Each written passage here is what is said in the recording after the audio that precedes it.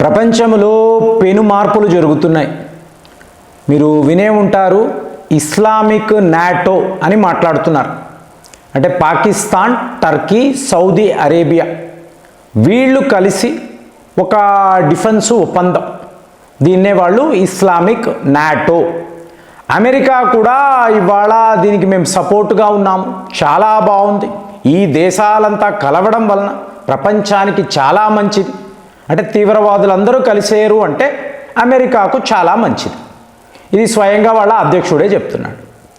మరి ఇక్కడ భారత్లో మీరు చూశారనుకోండి, బ్రిక్స్ సమ్మిట్ రాబోతుంది. మీకు వ్లాదిమిర్ పుతిన్, జీ జింగ్పింగ్ వీళ్ళు భారత్కి రాబోతున్నారు. సో దీనినే ఆర్ఐసి అంటారు, రష్యా, ఇండియా, చైనా. ఇది తిరుగులేని గ్రూప్. వీళ్లను ఎదిరించడము అనేది ఇవాల్టి రోజుల్లో ఇంపాసిబుల్. సో ఇదే గొడవలు. ఇప్పుడు చూడండి, పాకిస్తాన్ అని ఒక దేశము, వాళ్ళకి ఇండిపెండెన్స్ డే, పాకిస్తాన్కి ఇండిపెండెన్స్ డే అని ఉందండి, ఆగస్టు 14 అంటారు. సో ఇప్పుడు వీళ్ళ అధ్యక్షుడు ఒక పరమ దుర్మార్గుడు, ఆసిఫ్ అలీ జర్దారీ అంటారు. మనం ఎప్పుడు కూడా ఆసిమ్ మునీర్ గురించి, షాబాజ్ షరీఫ్ గురించి మాట్లాడతాం, వీడి గురించి చాలా తక్కువ మాట్లాడతాం.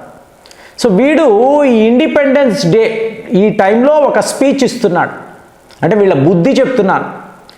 ఇందులో వీడు మాట్లాడుతూ మన పాకిస్తాన్లో 4% హిందువులు ఉన్నారు, వీళ్ళని మనము చాలా కష్టంగా భరిస్తున్నాము, వీళ్ళు పాకిస్తాన్లో ఎక్కడెక్కడో తిరుగుతూ ఉంటారు, ఏవేవో చేస్తూ ఉంటారు, మనం భరించాలా స్పీచ్లో అడుగుతున్నాడు.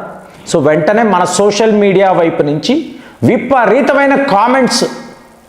అంటే ఈ ఆసిఫ్ అలీ జర్దారీ అనబడే వ్యక్తి ఎవరు అంటే, మీకు బెనాజీర్ భూటో వాళ్ళ చాలా పాపులర్ నాయకురాలు, ఆవిడ భర్త. సో ఆవిడని పాకిస్తాన్లో ఎవరో కాల్చి చంపారు, ఇందులో ఇతని పాత్ర ఉన్నట్టుగా కూడా చెప్తారు. వీళ్ళ అబ్బాయే బిలావల్ భూటో.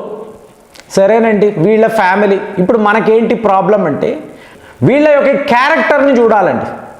ఇప్పుడు ఈ బిలావల్ భూటో అనండి, ఆసిఫ్ అలీ జర్దారీ అనండి, వీళ్ళు సింధ్ ప్రావిన్స్ అని అంటారు. సింధ్ ప్రావిన్స్ అంటే ఎక్కువగా ఒకప్పుడు హిందువులు నివసించిన ప్రాంతం, అంతే కదండి. సో అక్కడ వీళ్ళే పాపులర్ లీడర్స్. ఇవాళ గొడవంతా మీకు ఇండస్ వాటర్ ట్రీటీ, ఈ గొడవలంతా ఇక్కడే పక్కనే మీకు పంజాబ్, పాకిస్తాన్ పంజాబ్ ఉంటుంది. మీకు యునైటెడ్ నేషన్స్ వాళ్ళు ఒక రిపోర్టు విడుదల చేశారు. అందులో వాళ్ళు ఏమంటారు అంటే, ఈ సింధ్ ప్రావిన్స్ ఉంది చూసారా, ఇక్కడ దారుణమంటే అరాచకాలు, ప్రపంచము చూడని అరాచకాలంతా జరుగుతున్నాయి. ఏంటండి అంటే, ఒక 14 ఏళ్ల హిందూ అమ్మాయిని మీరు ఒక 60 ఏళ్ల ముస్లిం అతనికి ఇచ్చి వివాహం చేస్తున్నారు. అంటే కన్వర్షన్స్ పేరు మీద మీకు ఎంత దారుణాలు అంటే, 25% క్రైస్తవ మహిళలు, తక్కిన వాళ్ళంతా అంటే 75% హిందూ అమ్మాయిలు. 14 years అండి, అంటే మన దేశంలో 10th చదువుకునే పాప అమ్మాయి. ఈమెను ఈ వయోవృద్ధులకు పెళ్లి చేసి, కన్వర్షన్ చేసి, పిల్లలు పుట్టించి, ఆల్రెడీ మళ్ళీ వాడు ఇంకొక వివాహం, ఇలాగా మీకు హిందువులు, క్రైస్తవులు చిత్రహింసలకు గురవుతున్నారు అని ఎవరు, ఐక్యరాజ్య సమితిలో రిపోర్ట్. కన్వర్షన్స్ పేరు మీద ఇది జరుగుతుంది. సో ఇవాళ ఇదంతా వింటున్నా మీకు నాకు ఎలా ఉంటుందండి, మనకు ఎక్కడ లేని ఆవేశం వస్తుంది.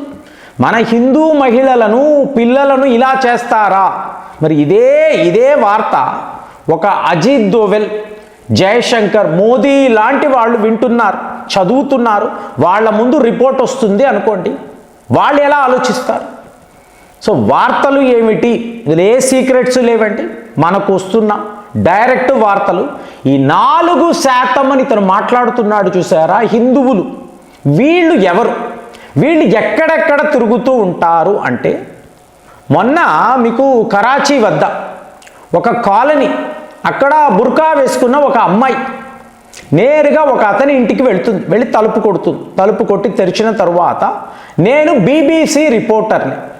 సో ఒకప్పుడు మీరు ఇలాగా అంటే కాశ్మీర్ స్వతంత్ర పోరాటము కోసము చాలా గొప్ప త్యాగాలు చేశారు కదా, ఆ వివరాలు అంటే తీవ్రవాది అనకుండా నువ్వు స్వతంత్ర సమరయోధుడివి అన్నట్టు మాట్లాడి వివరాలు చెప్పు, మీకు ఇంత డబ్బు ఇస్తాం అని డబ్బు అతని ముందు పెడితే, సో వీళ్ళు భారత్లో ఎలాంటి తీవ్రవాద కార్యకలాపాలు అనేవి చేశారు, ఎక్కడెక్కడ ఎన్నెన్ని దారుణాలు, ఎన్ని హత్యలు, ఎలా వీళ్ళు అంటే మోడస్ ఆపరెండి అంటాం చూసారా, అలా ఎలా చేశాము, ఎక్కడెక్కడ చేశాము.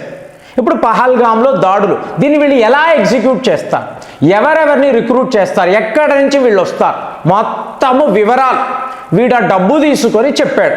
ఏముంది, ఆఫ్టర్ ఆల్ ఒక ముస్లిం అమ్మాయి అడిగింది, చెప్పాను, డబ్బు ఇచ్చింది, తీసుకున్నాను, ఆమె వెళ్ళిపోయింది, అంతే కదండి.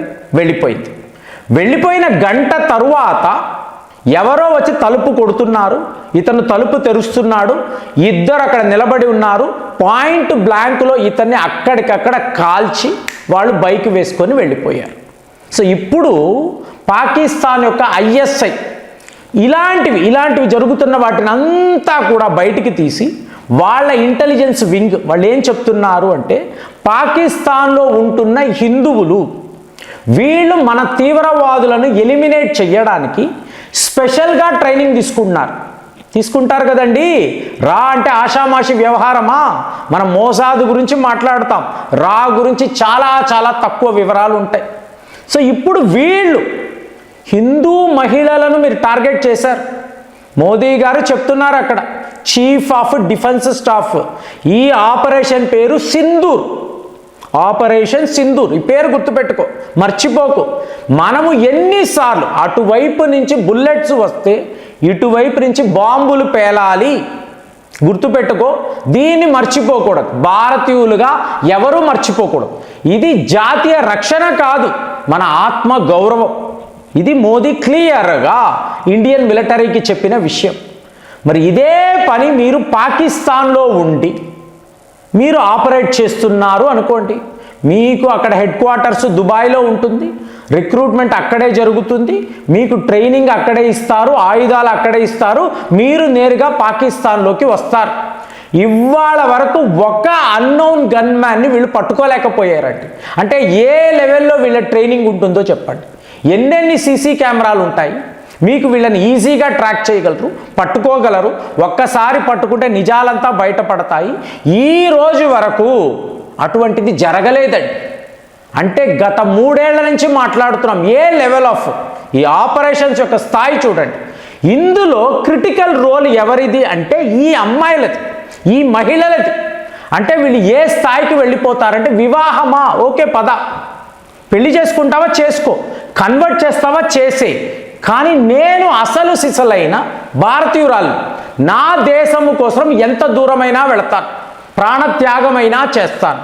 కాబట్టి నేను కన్వర్ట్ అయ్యాను, నేను ఉద్యోగం చేస్తున్నాను అంటున్నాను, నేను వెళ్తున్నాను, ఎక్కడెక్కడ తీవ్రవాదులు ఉన్నారో గమనిస్తున్నాము, రేకీ నిర్వహిస్తున్నాము, వాళ్ళ ఇంటర్వ్యూలు అని చెప్పి వాడి యొక్క వివరాలు మొత్తము సేకరించి మన మర్మ మనుషులకు చెప్పడము, తరువాత వీళ్ళు వెళ్ళడము, నేరుగా వాడిని లేపేయడము, వచ్చేయడం. సో ఇది ఆపరేషన్. మరి ఆసిఫ్ అలీ జర్దారీ మాట్లాడుతున్న ఈ 4%, ఖచ్చితంగా 4% లేరండి, 2% ఉన్నారు. వీళ్ళు భారత్ కోసం ఎలాగైతే బలూచి లిబరేషన్ ఆర్మీ, పాకిస్తాన్ ఆక్రమిత కాశ్మీర్లో ఈ పోరాటదారులు ఉన్నారు, మీకు పాకిస్తాన్లో మన రా ఏజెంట్లు అనండి, లేదా దేశభక్తులు అనండి, ఈ మహిళా శక్తి అనండి, వీళ్ళు మన దేశము కోసం ఇవాళ ఇంతలాంటి రిస్క్ తీసుకుంటున్నారా, ఎలాంటి రిస్కీ ఆపరేషన్స్ చేస్తున్నారు, వినడానికే చాలా గొప్పగా ఉంది. మరి ఇదే పాకిస్తాన్ వాళ్ళు ఇవాళ గమనిస్తున్నారా? డబ్బులు ఇచ్చి కిరాయి గుండాలను పెట్టి ఇట్లా చేస్తున్నారంటే కాదు, వీళ్ళు అసలు సిసలైన దేశభక్తులు, ఎంత రిస్క్ అయినా తీసుకోగలరు. అలాంటి వాళ్ళు భారత్ కోసము, అజిత్ దోవెల్ గారి కోసం పనిచేస్తున్నారు అంటే ఎంత గొప్పగా ఉంటుంది. సో ఇవాళ పాకిస్తాన్ మేల్కొంది, కానీ ఆల్రెడీ వాళ్ళ తీవ్రవాదులు 100 మంది 1000 మంది పోయారు. మరి మన రా ఏజెంట్లను, మన యొక్క ఈ మర్మ మనుషులను వీళ్ళు పట్టుకోగలరా? పట్టుకుంటే మనం ఊరుకుంటామా? ఏం జరుగుతుంది ఆలోచించి కామెంట్స్లో రాయండి. మళ్ళీ వచ్చే వీడియోలో కలుద్దాం. జై హింద్.